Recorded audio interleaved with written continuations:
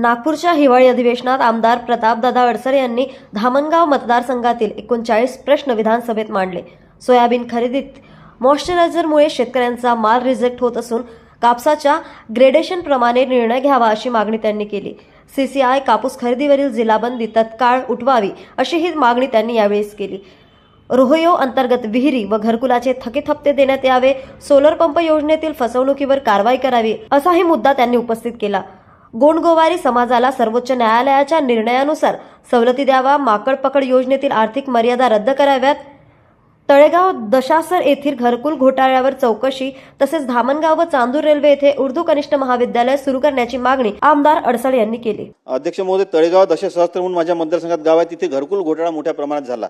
अनेक कामं झालेच नाही, त्यांना संपूर्ण पेमेंट करण्यात आलं, काहींना अर्ध 50% अनुदान देण्यात आलं, म्हणजे 60,000, कोणाला 1,20,000 आणि काम कुठंच नाही आहे। त्याचा उलगडाही झालाय, त्याचा अहवालही तयार झालाय चौकशी होऊन, त्यामुळे त्यांच्यावर कडक कारवाई करी अशी आपल्याला या माध्यमातून मी शासनानं करावी अशी विनंती करतो।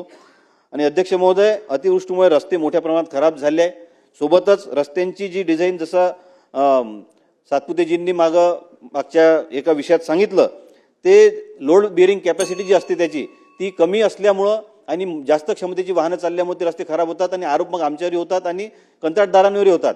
सगळेच कंत्राटदार काही प्रामाणिकपणे काम करतात किंवा सगळेच चुकीचं करतात असं माझं म्हणणं नाही आहे, पण जे खरोखर चांगलं करतात त्यांच्यावरही